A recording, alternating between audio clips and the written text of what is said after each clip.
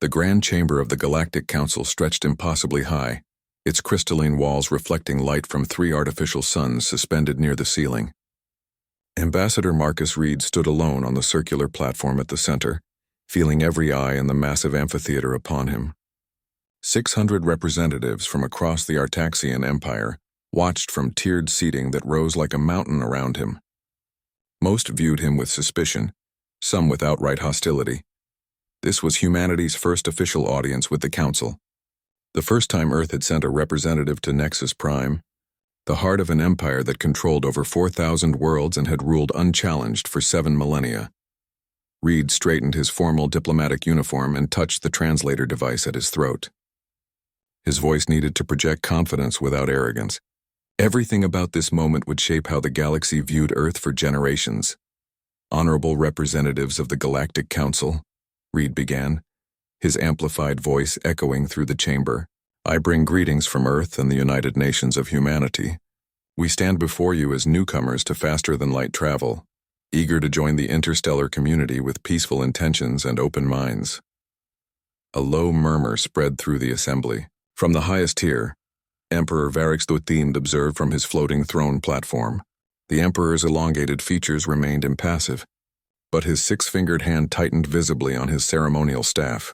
The human speaks of peace while their ships violate protected boundaries, called out a reptilian delegate, scales flashing with bioluminescent patterns of anger. 3 of our mining outposts report human vessels scanning restricted zones. Reed maintained his composure. He had been prepared for accusations. With respect, Counselor, Earth has carefully mapped all boundaries provided in the preliminary diplomatic package. Our exploration vessels maintain strict protocols to avoid restricted space. If violations have occurred, I request evidence so we may address any navigational errors. The massive view screen behind Reed flickered to life, displaying footage of ships bearing Earth insignia approaching an asteroid field. The timestamp showed the incursion happened just 3 days ago. Reed frowned. These weren't Earth ships. The propulsion signature was wrong and the markings were slightly off. Someone had created very convincing forgeries. Before he could speak, Imperial Guard Captain Drell stepped forward from his position beside the Emperor's platform. Tall and imposing with metallic blue skin, Drell was the embodiment of Artaxian genetic perfection. The evidence is clear, Drell announced. Humanity was granted limited travel rights as a courtesy, while your diplomatic status was evaluated. You have broken faith with the Empire. Reed accessed his neural tablet, projecting data onto a secondary screen. These are not Earth vessels. The propulsion signatures don't match our technology. Compare them with the registered signatures of the diplomatic shuttle that brought me here. This is fabricated evidence. Emperor Varix leaned forward, his ancient eyes narrowing. For a being rumored to be over 400 years old, his voice carried surprising strength.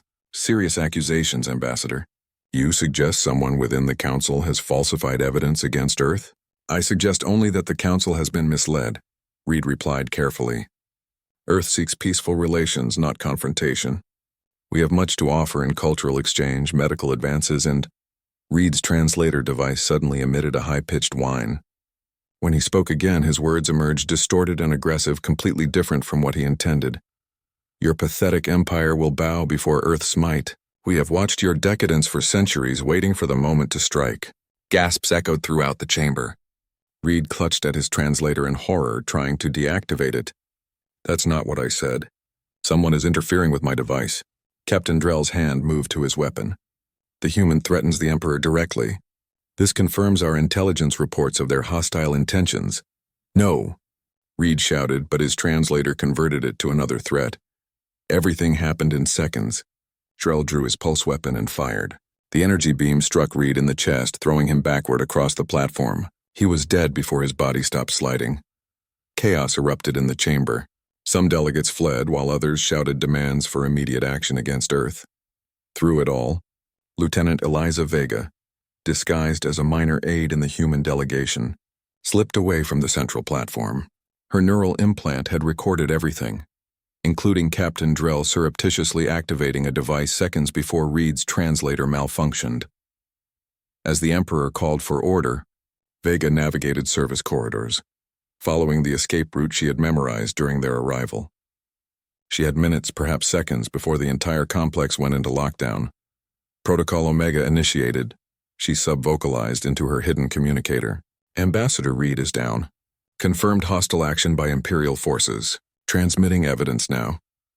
She reached a maintenance bay and quickly located the service panel hiding the long-range quantum transmitter the advanced team had planted weeks ago. Her fingers flew across the interface, uploading the recording along with her preliminary assessment. The transmission would take 7 minutes to reach Earth. She needed to buy that time. Heavy footsteps approached from the corridor. Imperial guards. Vega sealed the panel and moved toward the shadows near the loading dock. She would attempt to reach the secondary extraction point, but her primary mission was already complete. The evidence was on its way to Earth. Admiral Jackson Torres stared at the holographic projection showing Reed's assassination.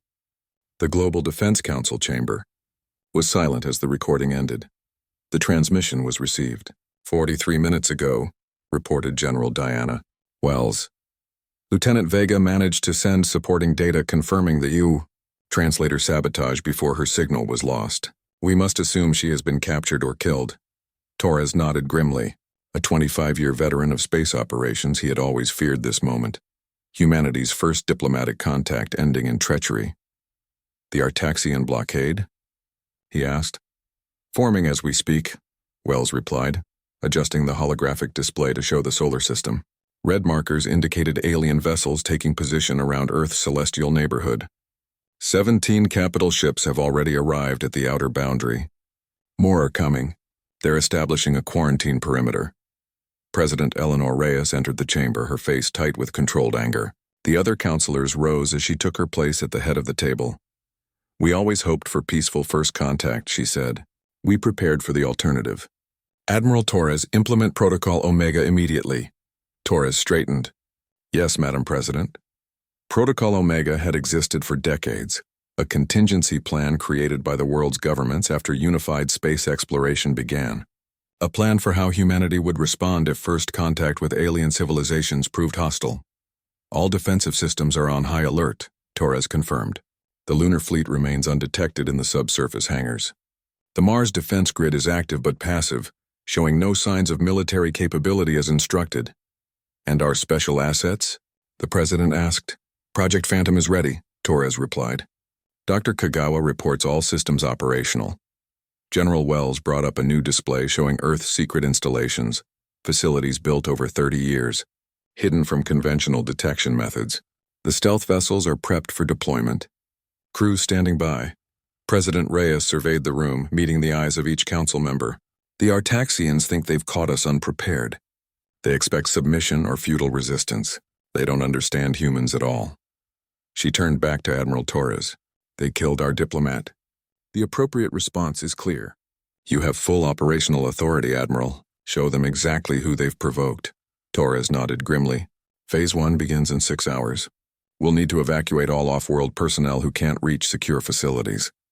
As the meeting continued, halfway across the solar system, the Artaxian blockade tightened. The Empire believed they were containing a minor threat, a primitive species barely capable of interstellar travel. They had no idea what was coming. In an underground facility beneath the Antarctic ice sheet, Dr. Naomi Kagawa activated the quantum phase generator. The massive device hummed to life, its energy field expanding to encompass the experimental vessel in the chamber.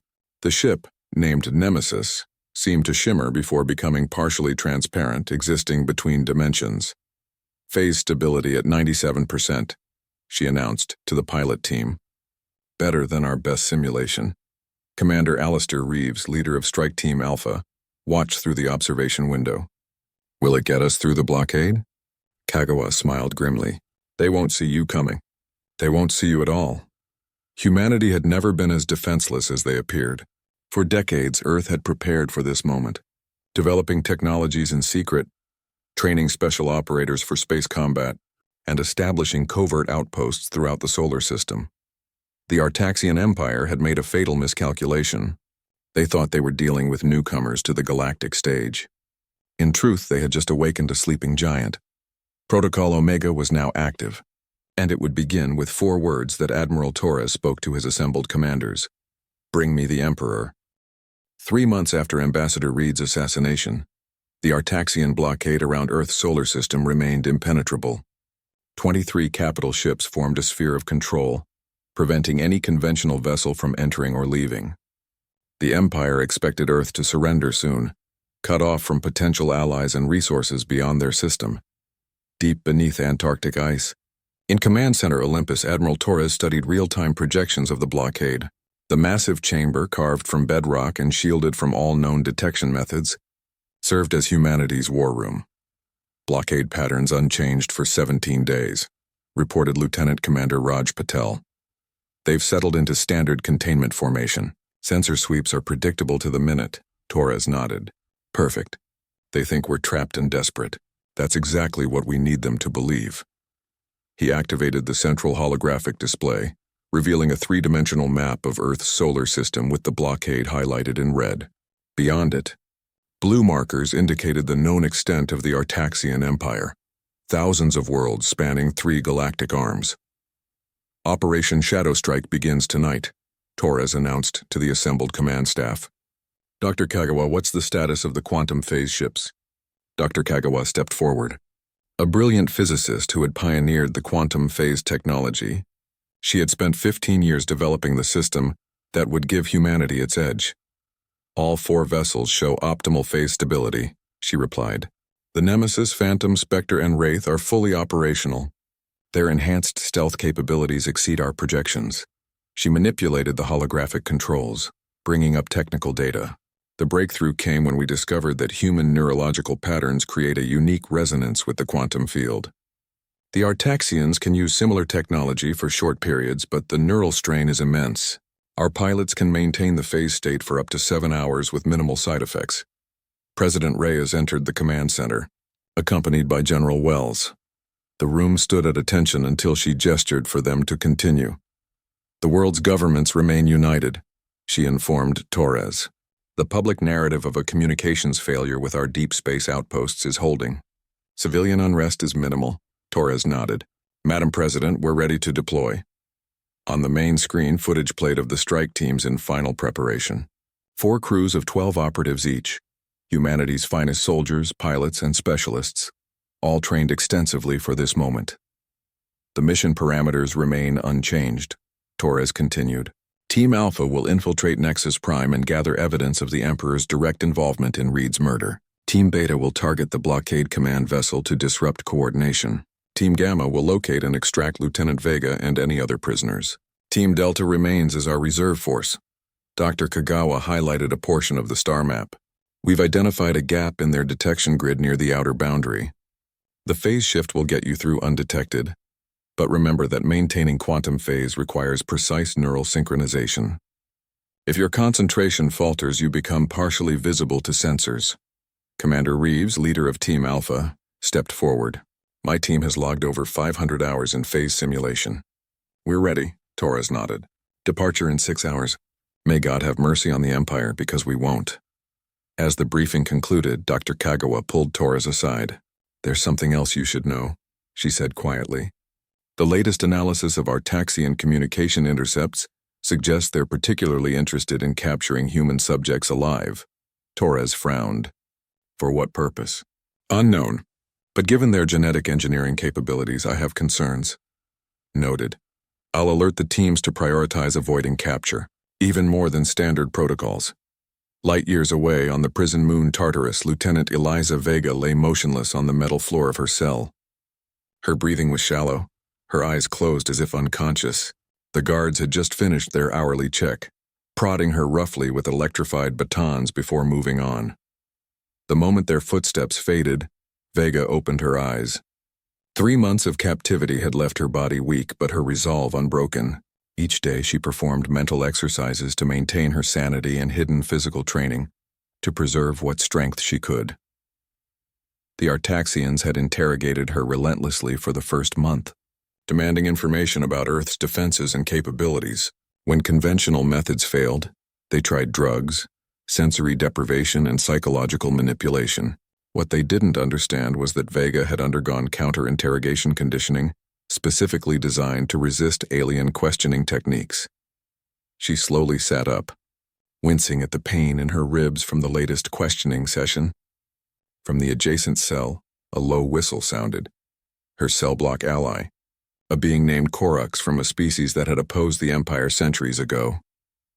"They're moving prisoners again," Korux whispered through a small crack in the wall. "Third transfer this week. Something's happening." Vega nodded, though her neighbor couldn't see it. The guards are nervous too. More weapons checks, additional patrols. She had spent months building a mental map of Tartarus and establishing a network of allies among the political prisoners. If Earth was coming for her, and she believed they would, she intended to be ready. "The shifting happens tomorrow," Korux added. Vega had learned this referred to the rotation of the prison moon's artificial day-night cycle, when power briefly fluctuated throughout the facility. "Perfect timing," she whispered back. She had been saving the small pieces of metallic material stripped from her prison uniform seams. Tomorrow she would make her move on the cell door lock. What the Artaxians failed to understand about humans was their adaptability. Where other species might resign themselves to captivity, humans constantly looked for weaknesses, opportunities, and advantages. It was encoded in their history, prisoners of war escaping through ingenuity and determination. Vega closed her eyes again, continuing her mental countdown. If Protocol Omega was active, help would be coming, and when it arrived, she wouldn't be sitting passively in a cell. On Nexus Prime in the Imperial Palace, Emperor Varix the studied reports from the Earth blockade. The ancient ruler's face betrayed no emotion, but Captain Drell could sense his displeasure. 3 months, and still they refuse to acknowledge our communications, the Emperor noted. No pleas for mercy, no diplomatic overtures, not even threats. Just silence. "Humans are primitive and stubborn, Your Eminence," Drell replied. "They lack the wisdom to accept their place in the galactic order." Lord Merrick, the Emperor's chief advisor, stepped forward. Unlike most Artaxians, whose genetic modification had left them with blue skin and elongated features, Merrick appeared almost classical in his beauty, a throwback to earlier imperial aesthetics. "With respect, Your Eminence, perhaps we have miscalculated," Merrick suggested carefully. "The human silence suggests they may be pursuing alternatives we haven't anticipated." The Emperor waved dismissively. "What alternatives could they possibly have? Their technology is centuries behind ours. Their military capabilities are negligible compared to a single Imperial battle group." Merrick persisted. "Intelligence reports from our observers suggest humans possess remarkable adaptive capabilities.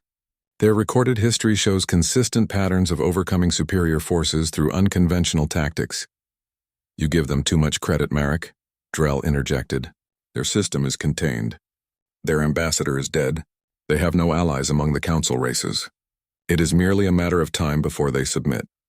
The Emperor turned to a different console, displaying data from the Special Research Division.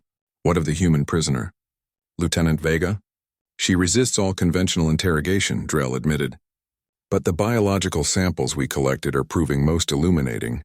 Director Krell reports fascinating anomalies in human genetic structures, particularly their neurological patterns." "Explain," commanded the Emperor. "Humans possess unusual quantum neural resonance capabilities.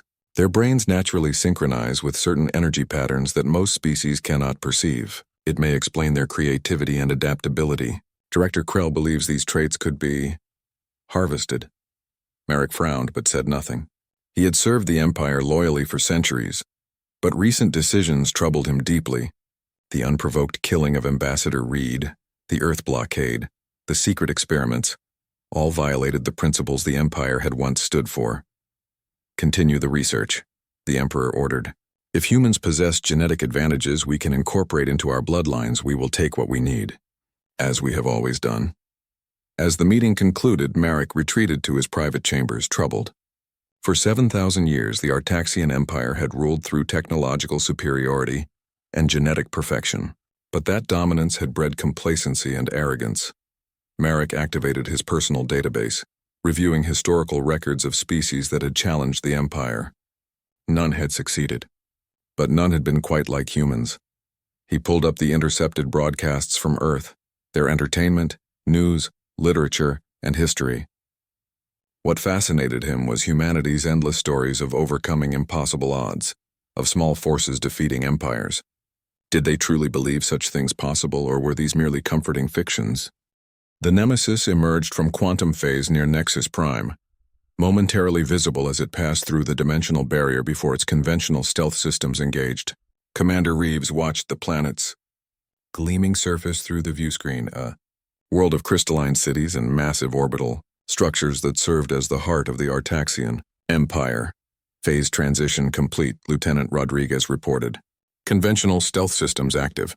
We're running silent, Reeves nodded. Any sign we were detected during transition? Negative.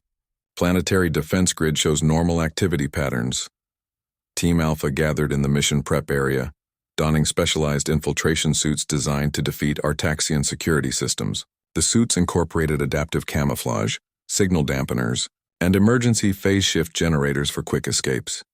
Imperial Palace schematics confirmed, said Specialist Thomas Grayson, the team's infiltration expert. He projected a holographic map showing their target, an enormous structure that dominated the capital city's central district. Primary access through maintenance tunnels here, backup route through the diplomatic wing here. Reeves studied the map carefully. Security will be heaviest around the throne room and the Emperor's private chambers. Our target is the secure archives on sublevel 3. What exactly are we looking for? Asked Sergeant Lin, the team's combat specialist. Communications logs, security footage, direct orders, anything that proves the Emperor personally authorized Reed's assassination, Reeves replied. We need evidence strong enough to stand before the Galactic Council. As the team made final preparations, Reeves opened a secure channel to the other mission vessels. Team Beta status? In position near the blockade command ship, came the response from Captain Winters. Ready to begin our operation on your mark. Team Gamma? Approaching Tartarus Prison Moon, reported Major Foster. Stealth systems holding, ready to extract Lieutenant Vega and other political prisoners. Team Delta?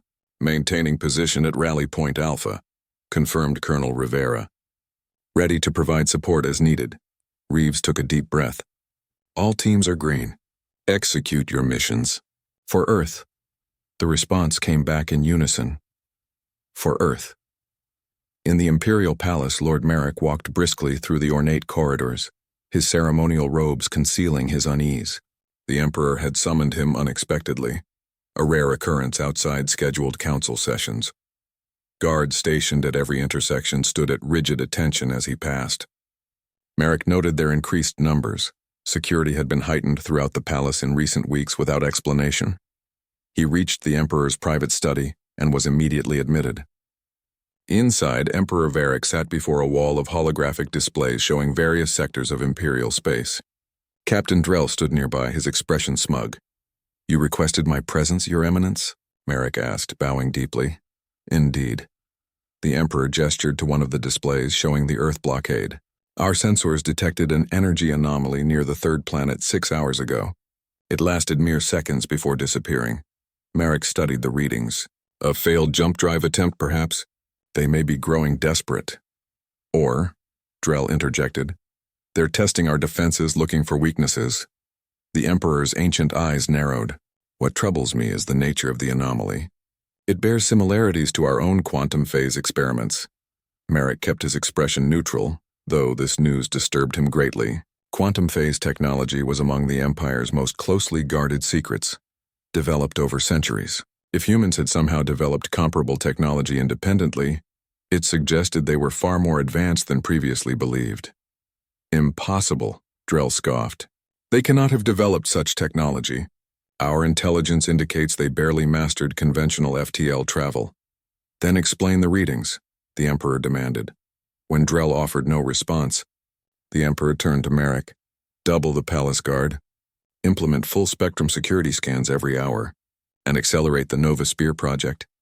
Merrick couldn't hide his shock at this last order. Your Eminence, the Nova Spear is still experimental.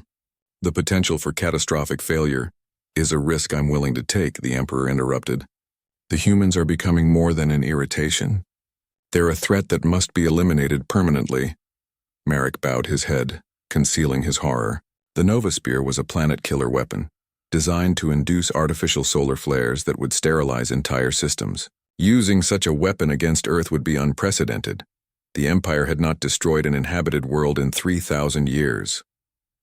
As you command, Merrick said, his voice carefully neutral. I'll oversee the security enhancements personally.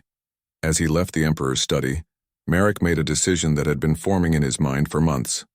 The empire he had served loyally for centuries was becoming something he could no longer support. The time for quiet descent was over.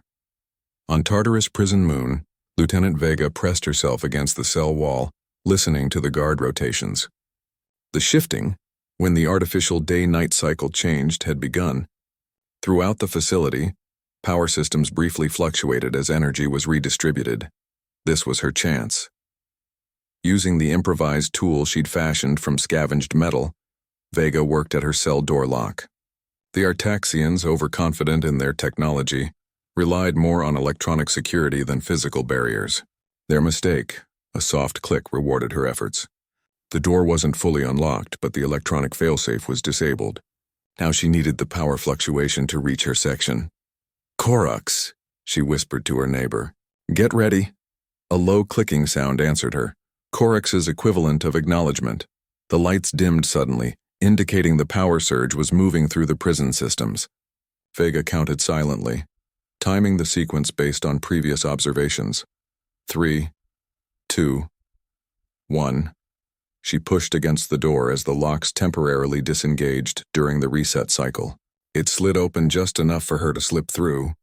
Moving silently, she repeated the process on Korax's cell. The alien emerged, a spindly figure with iridescent skin and 4 arms. Korax had been imprisoned for distributing seditious materials, questioning the Emperor's policies. "More cells?" Korax whispered in the Empire's common language. Vega nodded. "As many as we can before the guards return." They moved quickly down the corridor, freeing 7 more political prisoners before alarms suddenly blared throughout the facility. "That's not for us," Korax said, head tilted. "Wrong alarm sequence." Vega listened carefully. "General alert, not prisoner escape." She smiled grimly. "Earth is here." As if confirming her words, a distant explosion shook the prison. Emergency lights activated as guards ran past their hiding spot, heading toward the commotion. "What's happening?" asked one of the freed prisoners, a feathered being from the Crux sector. "Rescue," Vega replied simply. "We need to reach Docking Bay 3.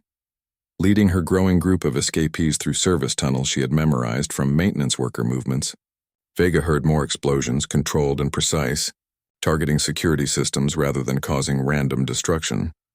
They reached a junction when 4 guards appeared ahead. Before Vega could react, the guards collapsed, struck by silent projectiles. Beyond them stood humans in infiltration suits, Team Gamma. Major Foster approached quickly. "Lieutenant Vega? I'm Major Foster, Earth Special Forces. We're here to bring you home." For the first time in months, Vega allowed herself a genuine smile. "Took you long enough, Major." In the depths of the Imperial Palace, Team Alpha moved silently through maintenance tunnels, their adaptive camouflage blending with the surroundings. They had bypassed 3 security checkpoints already, using a combination of technical hacking and precise timing. "Archives are 2 levels down," Grayson reported, consulting his scanner. "Heavy security presence between us and the target." Reeves nodded. "Expected. We'll use the service shaft to bypass most of it." They located the shaft, a narrow vertical tunnel used for automated maintenance drones. One by one, they attached to the wall with magnetic grips and descended carefully. At the bottom, Rodriguez worked quickly to disable the security scanner guarding the access door. 30 seconds, she whispered. The scanner deactivated with a soft beep and the team slipped through into a dimly lit corridor. Ahead lay the entrance to the secure archives, a massive door with multiple security systems. "This will take time," Rodriguez warned, examining the complex locking mechanism. "We don't have time," Reeves replied. He pulled a specialized device from his pack, a quantum resonator tuned specifically to Artaxian security frequencies. "Stand back." The device emitted a focused pulse that momentarily disrupted the door's security field. Grayson immediately inserted a bypass module into the exposed control panel, and the massive door slid open. Inside, the archive stretched out in all directions, a vast repository of data crystals and holographic storage units containing millions of Imperial records. "Where do we start?" Lynn asked, surveying the enormous chamber. "Administrative section," Reeves ordered. "Imperial communications from 3 months ago, focusing on Earth delegation protocols." The team split up, searching different sections according to their predetermined plan. Rodriguez connected her specialized decryption device to the central console, bypassing layers of security to access restricted. Lord Merrick's private shuttle cut silently through Nexus Prime's upper atmosphere, its diplomatic clearance codes preventing questions from traffic control. Inside the sleek vessel, Team Alpha processed the sudden change in their mission parameters while keeping watchful eyes on their unexpected Artaxian ally. "The Nova Spear is no ordinary weapon," Merrick explained, bringing up technical schematics on the shuttle's display. "It was developed in secret, outside normal Imperial weapons protocols. Only a handful of scientists in the Emperor's inner circle know of its existence." Commander Reeves studied the specifications with growing concern. "It's designed to trigger catastrophic solar activity?" "Precisely. It generates a quantum resonance field that destabilizes a star's fusion reactions, causing massive flares directed toward specific targets." Merrick's expression darkened. "It can render an entire system uninhabitable without technically violating ancient prohibitions against planet-destroying weapons." "A loophole in Imperial law," Rodriguez noted bitterly. "One of many the Emperor has exploited in recent centuries," Merrick confirmed. "The Artaxian Empire was once governed by strict ethical principles. Those have eroded as Emperor Varix's rule extended beyond normal lifespans." "Why help us?" Reeves asked directly. "You're betraying your own people." "I'm trying to save them," Merrick corrected. "The Empire has become corrupt and cruel, sustaining itself through fear rather than respect. Using the Nova Spear against Earth would be an atrocity that would forever change who we are as a civilization." He manipulated the navigation controls, bringing the shuttle toward a massive orbital structure, the Imperial Fleet Yards. "The Nova Spear is being installed on the Emperor's flagship, the Dominion," he explained. "It's scheduled to depart for Earth in less than 6 hours. How do we destroy it?" Sergeant Lin asked. "We don't," Reeves decided, studying the weapon schematics. "We steal it." The team looked at him in surprise. "The Nova Spear represents technology far beyond Earth's current capabilities," Reeves explained. "If we can capture it intact, we gain both a powerful deterrent and advanced scientific knowledge." Merrick nodded approvingly. "A wise strategy.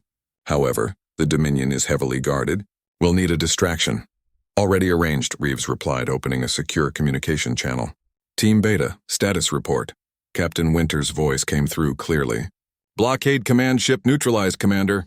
Their systems are compromised and we're broadcasting false all-clear signals to the rest of the fleet." "Excellent. New objective. Create a diversion at the Imperial Fleet Yards in 30 minutes. Target auxiliary vessels only. We need attention drawn away from the Dominion." "Understood. Moving to position now." Reeves turned to his second channel. "Team Gamma, report." "Prison break successful," Major Foster responded. "Lieutenant Vega secured along with 23 political prisoners from various systems." "You should hear this, Commander. The prisoners include representatives from 8 worlds who can testify to Imperial crimes." "Perfect. Bring them to the coordinates I'm sending now. We're going to need all the help we can get." As Reeves closed the communication, Merrick guided the shuttle toward a restricted access dock attached to the massive Dominion. The Imperial flagship dwarfed all surrounding vessels, its crystalline hull gleaming in the light of Nexus Prime's twin suns. "My clearance will get us aboard," Merrick said, "but it won't prevent the internal security systems from identifying unauthorized humans. Once we're inside, we'll have minutes at most before we're discovered. Then we move fast," Reeves decided. "Rodriguez and Grayson, you're with me to secure the Nova Spear. Lin and the others will create internal distractions to keep security occupied." As they approached the docking port, Rodriguez studied her scanner with concern. "Commander, I'm detecting unusual energy readings from the Dominion. The Nova Spear appears to be powering up already." Merrick checked the readings and paled. "That's not possible. The deployment schedule." He was interrupted by an incoming transmission on the Imperial Priority Channel. The Emperor's face appeared on the shuttle's main screen. "Merrick," Varric said coldly, "your shuttle's flight path is unauthorized. Return to the palace immediately." "Your Eminence," Merrick replied smoothly, "I'm conducting a final inspection of the Nova Spear deployment systems as you ordered." A curious claim, given that I've just ordered your arrest for treason. The Emperor's ancient eyes narrowed. Our security systems detected your assistance to the human infiltrators. Your family's 7 centuries of loyal service will not save you from execution. The transmission ended abruptly. Seconds later, warning indicators flashed across the shuttle's control panel. Tractor beams activating, Grayson reported. They're trying to force us into a security dock. Override protocols, Merrick ordered, his hands flying across the controls. Prepare for emergency docking procedures. The shuttle lurched violently as Merrick broke free from the tractor beam's initial lock, then accelerated toward the flagship's main hangar instead of the restricted dock. New plan, Reeves announced. We go in hot, secure the Nova Sphere control room, and take control of the flagship itself. That's impossible, Merrick objected. The Dominion has a crew of thousands. We don't need to control the entire ship, Reeves countered. Just the weapons system and enough propulsion to get it away from Nexus Prime. As they approached the main hangar, alarm klaxons blared across the Imperial fleet yards. In the distance, explosions blossomed as Team Beta began their diversion, targeting unmanned service vessels and communication arrays. Here we go, Reeves said grimly as Merrick piloted the shuttle directly into the hangar, bypassing docking protocols entirely. The shuttle skidded across the deck, crashing into a row of fighter craft before coming to a halt. Breach teams will be here in 60 seconds, Lynn warned, as the team quickly exited the damaged shuttle. This way, Merrick directed, leading them toward a maintenance access way. The Nova Sphere Control Center is 17 levels up, near the command bridge. As they moved through the massive flagship, the ship's internal communication system suddenly activated, broadcasting Emperor Varix's voice shipwide. Attention all Imperial forces. The Dominion will depart immediately for the Terra system. The human homeworld has demonstrated unacceptable aggression against the Empire and must be neutralized. All non-essential personnel evacuate immediately. This is not a drill. They're accelerating the timeline, Merrick said with alarm. We have minutes, not hours. The deck trembled beneath their feet as the flagship's massive engines began powering up. Lieutenant Vega stood on the bridge of the Phantom, Team Gamma's quantum phase vessel, watching the chaotic scene unfolding at the Imperial fleet yards.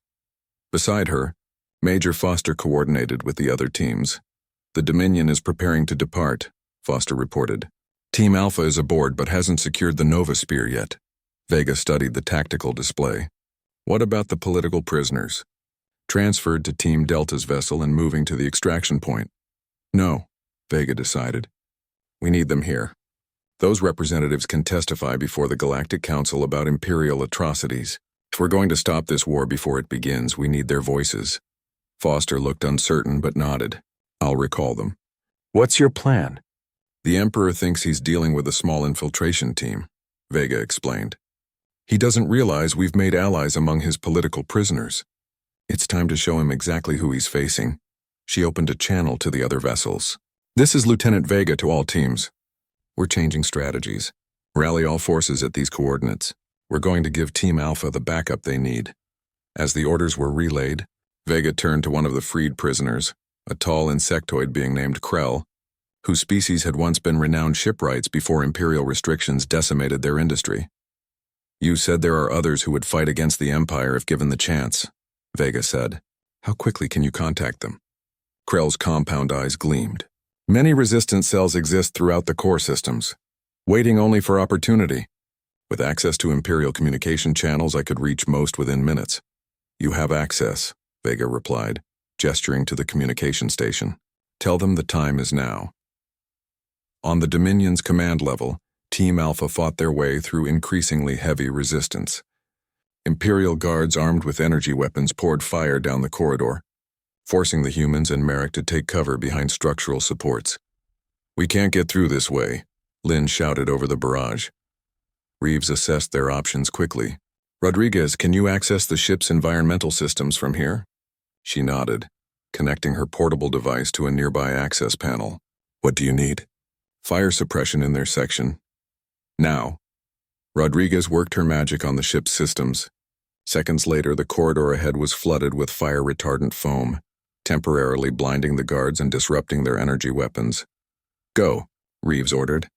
The team charged forward, using non-lethal stun weapons to neutralize the disoriented guards.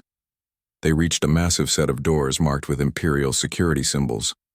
Beyond lay the Nova Spear Control Center. Maximum security locks, Grayson observed, examining the entry system. I can't bypass this quickly. Merrick stepped forward. My authorization may still work. The Emperor wouldn't have had time to purge all. The Imperial fleet yards had descended into chaos.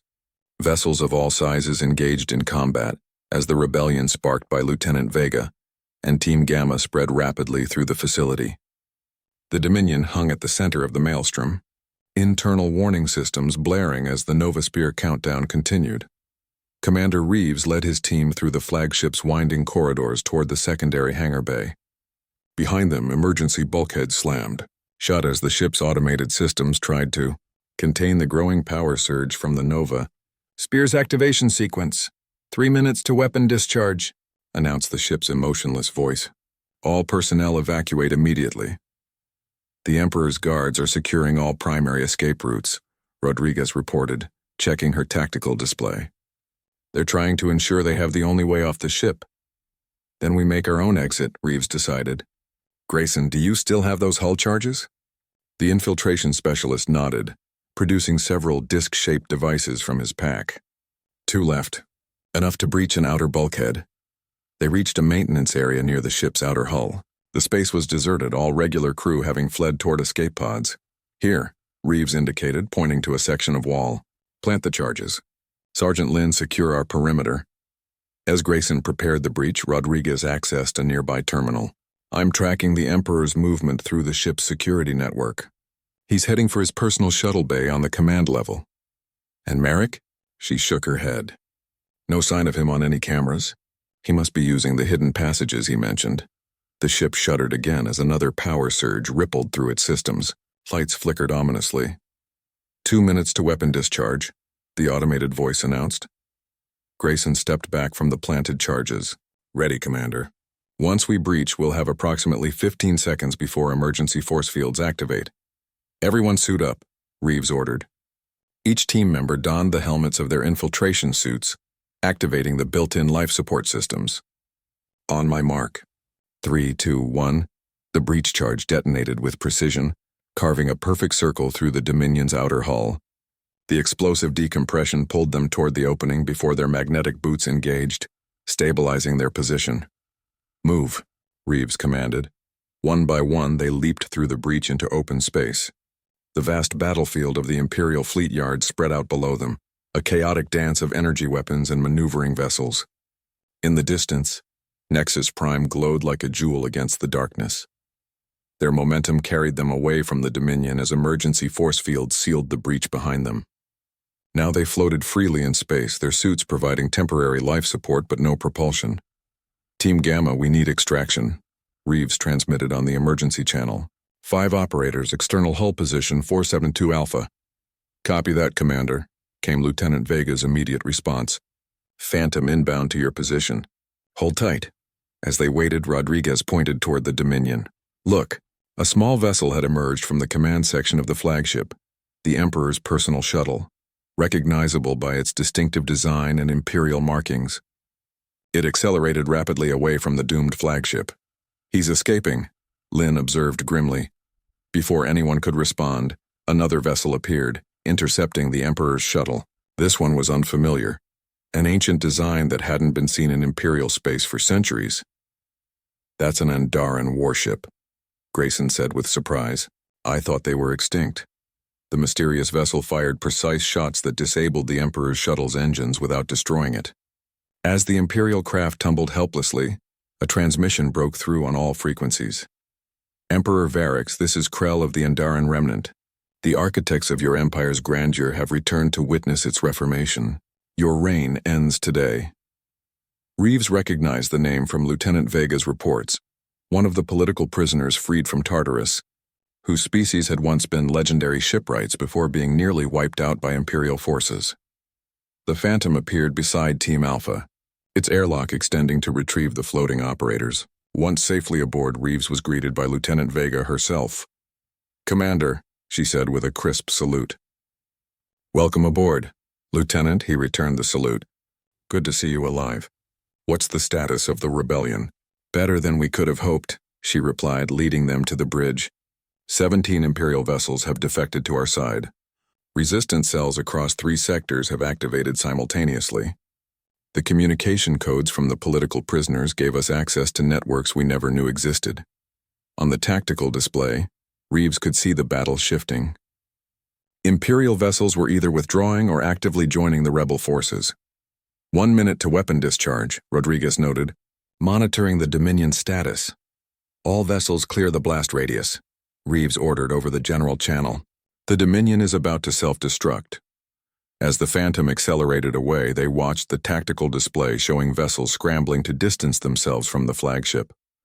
The Emperor's disabled shuttle remained within the danger zone, unable to maneuver. We should help them, Vega suggested. Reeves hesitated, torn between human principles and the knowledge of what the Emperor had planned for Earth. Before he could decide, another vessel appeared, a small Imperial transport moving at maximum speed toward the disabled shuttle. It executed a perfect docking maneuver despite the shuttle's tumbling motion. "Who is that?" Lynn asked. Rodriguez checked the identification codes. "It's Marek. He made it off the Dominion." They watched as Marek's transport pulled away from the Emperor's shuttle, dragging it clear of the blast radius just as the countdown reached 0. The Dominion erupted in a spectacular cascade of energy as the Nova Spear discharged within its own hull. The weapon designed to devastate an entire planetary system instead focused its fury on its creators. The massive flagship disintegrated in an expanding sphere of quantum energy, leaving nothing but scattered particles where the pride of the Imperial fleet had once been. Nova Spear neutralized, Rodriguez confirmed, studying her readings. No secondary effects detected. The containment modifications worked. A hush fell over the bridge as they witnessed the end of the Emperor's ultimate weapon.